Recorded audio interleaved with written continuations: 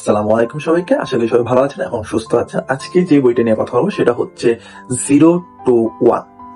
এটা খুবই একটা চমৎকার বই। সো চলুন শুরু করা যাক। সো ফার্স্টে আমরা যেটা জানবো সেটা হলো 0 থেকে 1 মানে কি, বা 0 to 1 এটার মানে কি। এটার মানে হলো কিছু একদম নতুন সৃষ্টি করা, যেমন প্রথম কম্পিউটার বা প্রথম সফটওয়্যার বা ফেসবুক। লেখক বলেন কপি করা মানে 1 থেকে n, মানে 1 to n পর্যন্ত যাওয়া, আর নতুন কিছু বানানো হলো 0 থেকে 1, 0 to 1। সো এক্সাম্পল হিসেবে যদি আপনাদেরকে আমি বলতে চাই তাহলে সেটা হবে, যদি আপনি একটা ফাস্ট ফুডের রেস্টুরেন্ট দিলেন, ঠিক আছে, সো সেটা হবে কিন্তু 1 to n।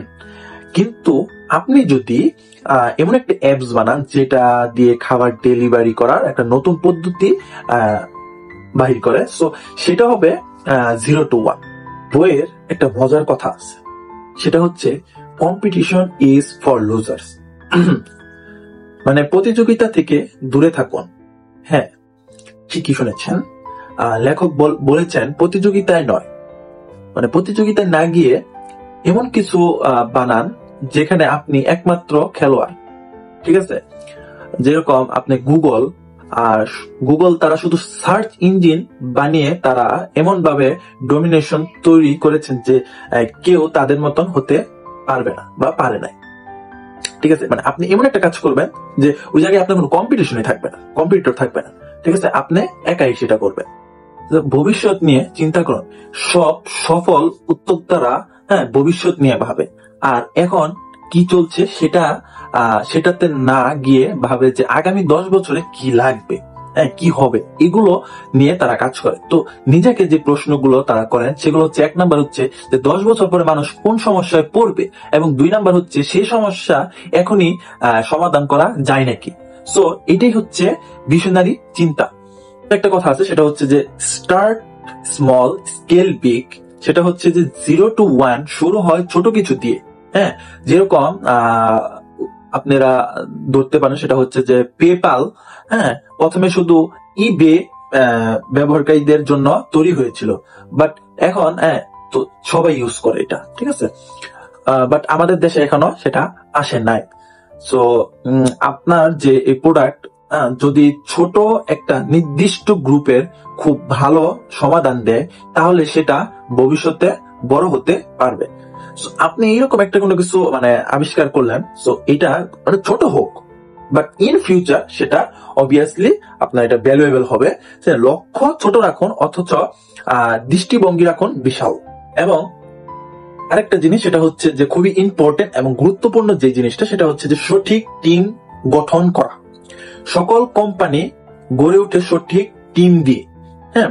তো লেখক এখানে বলেছেন যে একটা স্টার্ট আপ হলো বন্ধুদের একটা দল, যারা একসাথে একটা মিশনে কাজ করছে।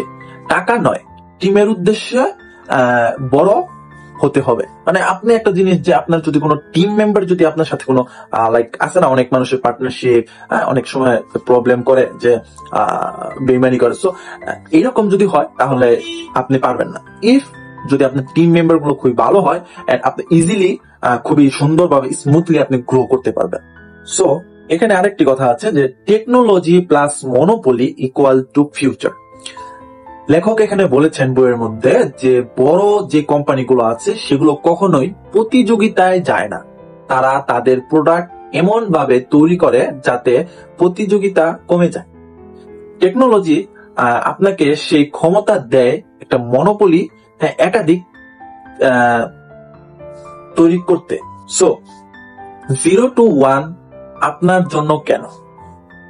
আপনি যদি একজন তরুণ উদ্যোক্তা অথবা ড্রিমার হয়ে থাকেন, তাহলে 0 to 1 আপনাকে যা শিখাবে সেগুলো হচ্ছে, 1 নম্বরে কিভাবে চিন্তা করবেন নতুন ভাবে, 2 নম্বর হচ্ছে কিভাবে প্রতিযোগিতা ছাড়াই এগিয়ে যাবেন, এবং 3 নম্বর হচ্ছে কিভাবে টিম তৈরি করবেন এবং ভবিষ্যৎ গড়বেন।